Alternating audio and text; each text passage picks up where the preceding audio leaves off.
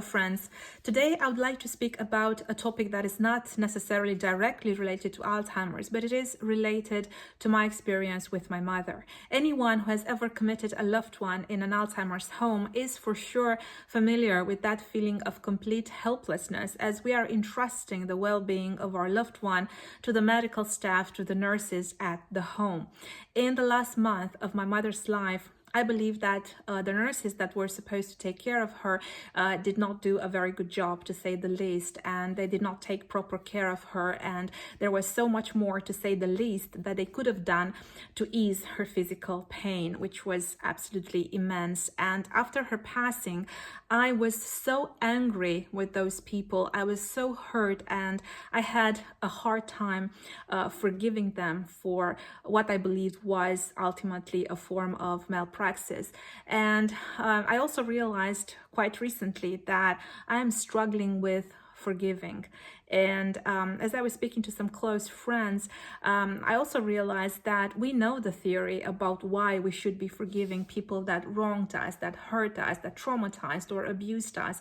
We know that this is something that we are doing for ourselves, to heal ourselves, to get our power back, to let go of victim mentality, and yet we are not doing it. And from my perspective, the main reason we are not doing it is that we feel that through our anger towards the people that wronged us, we are punishing them, and by punishing them, we are restoring the justice in the world because they are paying for their mistakes.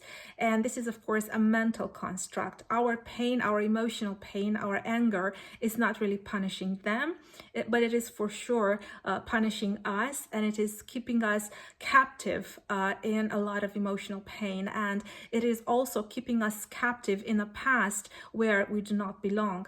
By reliving the emotional pain of whatever traumatized us, we keep that event alive, and we carry it with us on a daily basis, and it is a very, very heavy burden to carry. So what I would like to offer is to start cultivating. Actually, there are two things that I would like to offer because they worked for me, and I'm really hoping they could work for you too. Cultivating different thoughts about why you need to forgive someone and what forgiveness will bring you. And the second one, try forgiving someone as an experience, knowing that you can always go back to not forgiving them. For example, make a plan to forgive someone for 1 hour tomorrow, and during that hour, try to reframe your thoughts about that person, about the incident, the trauma, and about forgiveness. Try saying to yourself kind things like, I am forgiving to heal myself. I am letting go of the past.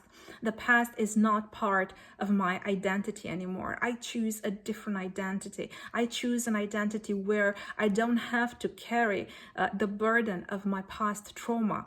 I choose to heal because in this manner I am protecting both my physical health and my mental health. I don't need to punish anyone. I am not punishing anyone but myself by not letting go of the past. And another way in which we can be reframing our thoughts is maybe to think less in terms of forgiving, but more in terms of letting go of our emotional pain, because this is what forgiveness, this is at the core of forgiveness, saying goodbye, letting go of our emotional pain. And this is difficult. As I was saying earlier, it is part of our identity, but this process is so important. Try doing this tomorrow for 1 hour, and the day after tomorrow for 2 hours, and so on and so forth, and see whether you get any results, and knowing at the same time that if you choose not to forgive someone, it's okay. It doesn't make you a bad person.